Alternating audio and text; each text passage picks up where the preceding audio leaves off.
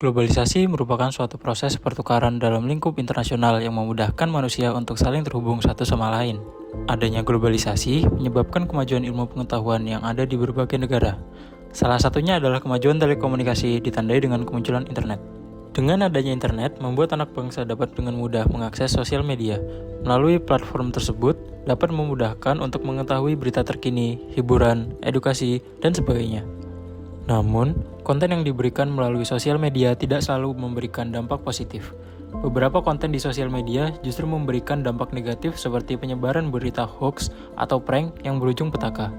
Hal tersebut sangat bertolak belakang dengan nilai-nilai norma yang sesuai dengan jati diri seorang bangsa Indonesia. Saat ini, interaksi sosial di masyarakat mulai menurun karena adanya perkembangan teknologi komunikasi dan informasi. Sifat individualisme menjadi budaya sehingga proses interaksi yang seharusnya didapatkan oleh anak pada masa perkembangannya menjadi hilang tergerus teknologi.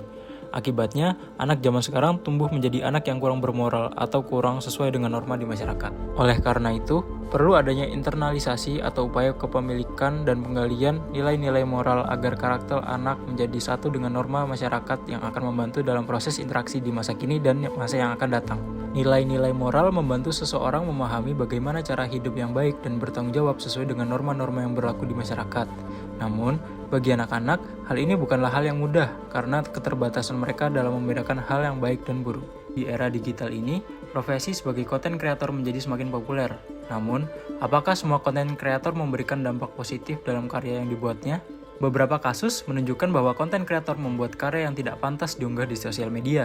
Bahkan, beberapa konten kreator membuat konten hanya untuk mendapatkan viewers dan like saja tanpa mementingkan manfaat dari konten yang dibuatnya. Dampaknya, anak-anak menjadi mudah terpengaruh dan meniru aksi-aksi tersebut, sehingga anak-anak berperilaku menyimpang dari nilai moral yang tidak sesuai dengan norma dalam masyarakat. Menurut kami, perilaku ini sangat membahayakan bagi perkembangan moral anak bangsa. Konten yang diberikan oleh konten kreator seharusnya berdampak positif bagi anak bangsa sehingga moral tetap terjaga dan tidak tergerus oleh perkembangan teknologi komunikasi dan informasi yang berkembang sangat pesat.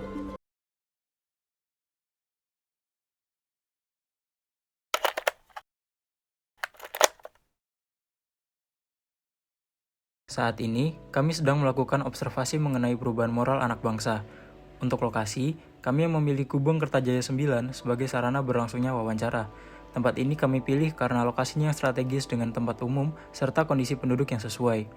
Tema yang kita ambil dalam wawancara kali ini yaitu mengenai dekadensi moral. Mengingat media sosial yang kini menjadi sarana utama untuk berkomunikasi, maka tidak heran jika banyak anak-anak usia dini yang sudah menjadi pengguna gadget. Dari gadget tersebut, menjadi kesempatan orang-orang untuk mencari penghasilan, salah satunya dengan menjadi konten kreator. Topik inilah yang menjadi sorotan kami dalam melakukan observasi, karena dengan melakukan observasi ini, kami ingin mengetahui seberapa besar pengaruh konten kreator terhadap moral anak bangsa.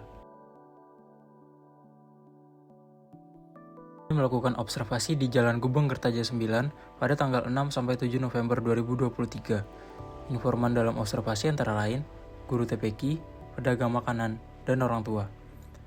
Pada saat kegiatan observasi, kami menyadari bahwa banyak anak kecil yang menurun dalam hal sopan santun dan jiwa sosial mereka.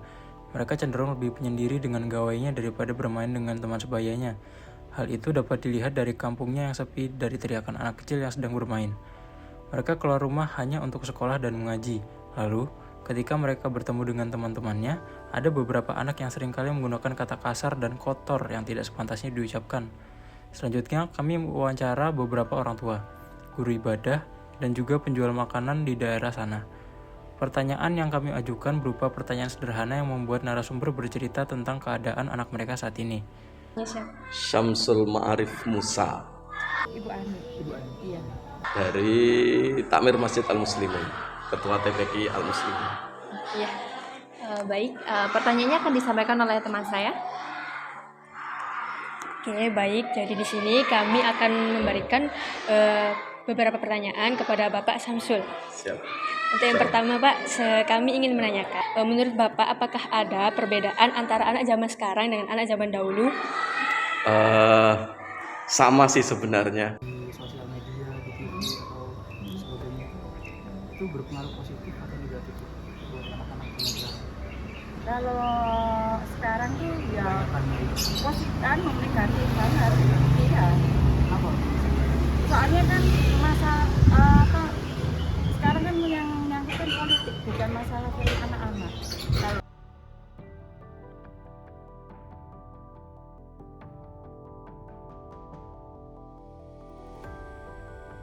Dalam pengumpulan data, kami telah melakukan kuesioner secara online dengan responden orang tua.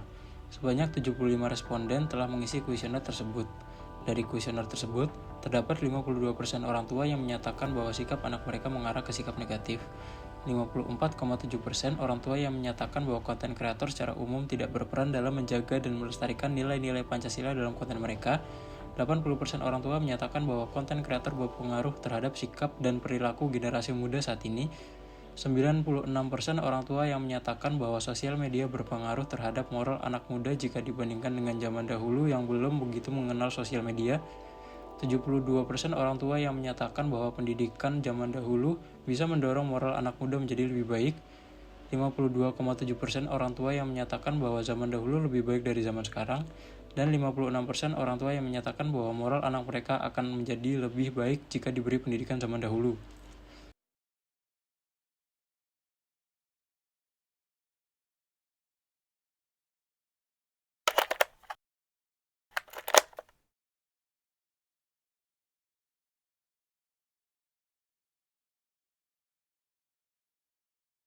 Orang tua masa kini merasa sikap anak mereka mengarah ke arah negatif karena pengaruh dari konten kreator.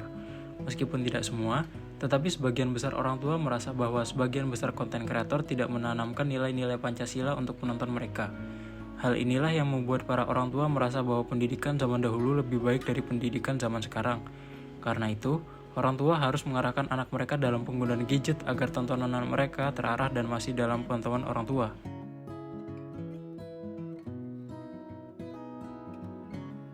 Anak-anak generasi Z mengalami perbedaan utama dari generasi sebelumnya karena perbedaan lingkungan, budaya, dan kebiasaan. Globalisasi membawa dampak yang sangat berpengaruh terhadap anak-anak. Berkat pengembangan teknologi yang sangat pesat, anak-anak cenderung lebih nyaman bermain dengan gadget mereka daripada berinteraksi dengan lingkungan sosial. Semisal anak-anak berkumpul dengan teman sebaya mereka pun, Anda akan melihat anak-anak yang lebih sering menggunakan gadget mereka daripada mengobrol satu sama lain.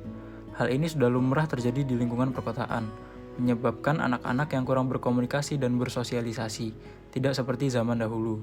Di kehidupan yang serba modern ini, tidak semua anak-anak memiliki attitude yang baik. Rasa hormat kepada orang yang lebih tua cenderung berkurang, baik di lingkungan masyarakat, lingkungan sekolah, atau di lingkungan rumah sekalipun. Kegiatan field study di Gubeng Kertajaya 9 memberikan wawasan mendalam mengenai dampak negatif konten kreator terhadap moral anak bangsa. Hasil wawancara yang kami lakukan kepada wali murid TK di daerah Gubeng Kertajaya memberikan beragam jawaban.